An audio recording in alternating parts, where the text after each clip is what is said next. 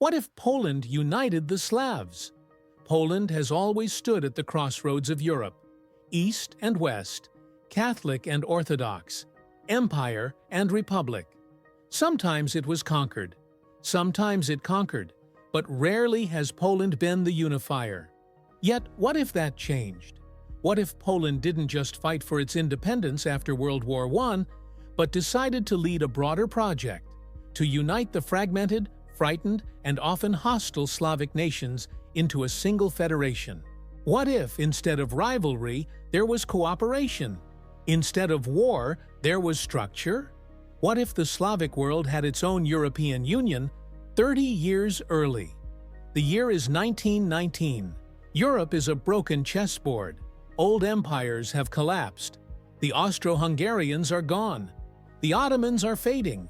The Russian Empire is burning. And Germany? Defeated, humiliated, and furious. Poland has just been reborn after 123 years. It is weak, surrounded, and chaotic. But in this timeline, Poland has a vision. Led by a coalition of nationalist reformers, intellectuals, and military leaders, Poland issues a bold proposal to the Slavic nations. Unite now or be picked off one by one.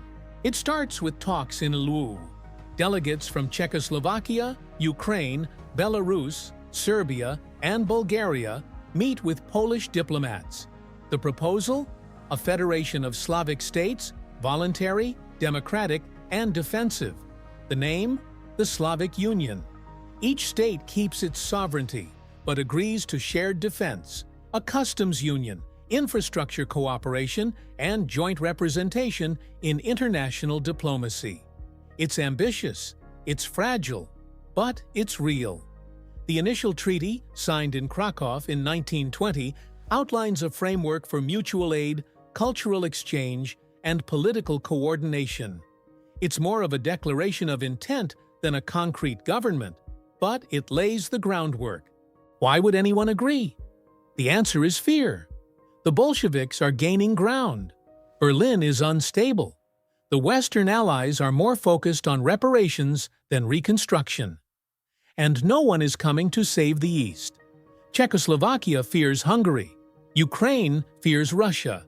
Serbia fears isolation. And Poland? It fears being surrounded again. So the talks continue. Boundaries are defined. The initial members sign on. Poland, Czechoslovakia. Western Ukraine, centered in Lwów. Serbia, Croatia. Slovenia, Belarus. Together they form the Warsaw Pact, not the Soviet one, but the original defensive alliance of Slavic peoples. The pact creates a Council of Nations, a rotating presidency, and a Supreme Defense Board. Military officers begin joint training exercises. Economists draft unified tariffs. Railway engineers plan cross-border connections. Political thinkers draft integration strategies, envisioning a future where the East speaks with one voice. From 1920 to 1925, the Union slowly consolidates. New railways are built between Prague and Warsaw. A joint military academy is opened in Krakow. Trade begins to flow. The Adriatic coast becomes the Union's maritime gateway. Ports in Split and Gdańsk buzz with activity. Polish coal fuels Czech industry. Yugoslav fruit fills Eastern European markets. The languages differ, the alphabets differ, but policy is shared. Education ministries exchange students. Religious leaders begin interfaith dialogues. Currency stabilization plans are discussed. And most crucially, the military is modernized, unified, and professionalized. Each member retains their domestic army, but they agree on doctrine, armament standards, and emergency response protocols. In Lwów, the new headquarters of the Joint Command begins to coordinate border patrols and intelligence sharing. By 1926, the Slavic Union has a standing army of 500,000 troops, integrated command structures, and a doctrine: defense only, but total defense. The Western allies are skeptical. France prefers a weak East. Britain is neutral. The United States is busy isolating itself.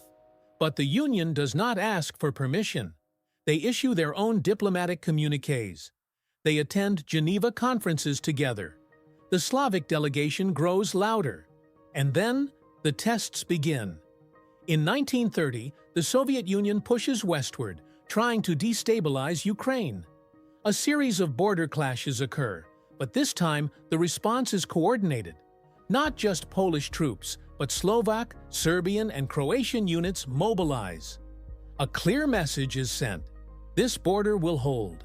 In a stunning diplomatic moment, the Slavic Council issues its first united declaration, a promise to defend all member borders as if they were their own. The world watches. The League of Nations convenes.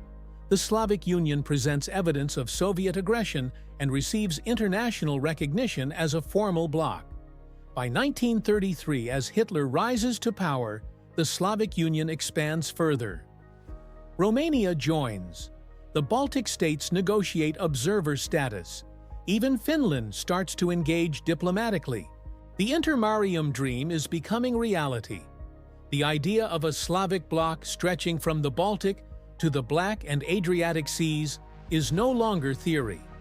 It's geography, it's economy, it's force projection.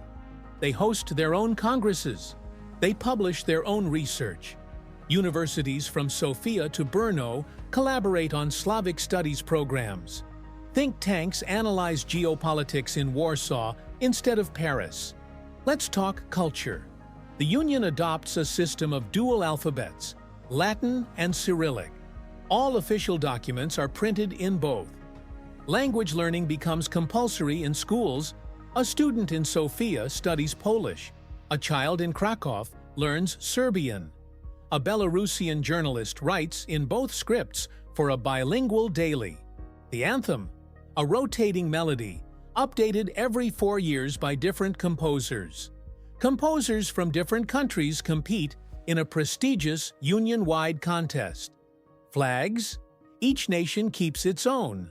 But the Union flag, a white eagle inside a blue circle of stars, becomes a common symbol on passports, embassies, and military uniforms. It flutters at Olympic Games. It's painted on aircraft wings. It hangs above peacekeeping missions. Education emphasizes shared history. Students learn about the Battle of Vienna, the Congress of Ljubljana, and the Treaty of Krakow. Cultural festivals rotate cities each year. Film studios in Prague collaborate with Warsaw on historical dramas. Serbian theaters tour Polish cities.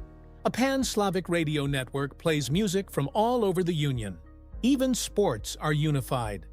A continental football league begins play in 1927. Fans travel freely. Rivalries are fierce but friendly. The Union Cup becomes a cultural phenomenon. Tourism grows rapidly. Krakow, Ljubljana, Sofia, and Lwów become interconnected city break destinations. Train lines, simplified visas, and multilingual signage reshape the way people travel. But unity has its limits. Croatia and Serbia continue to feud over regional autonomy. Ukrainians push for more recognition of their language. Czech politicians complain about Polish dominance. Still, the system holds. The alternative, isolation and conquest, is worse. In 1936, Germany begins rearming.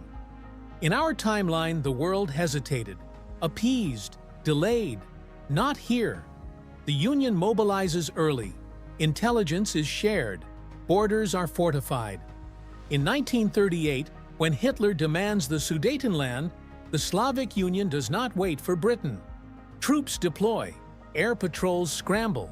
The Union warns this land is protected. Germany blinks. Negotiations begin.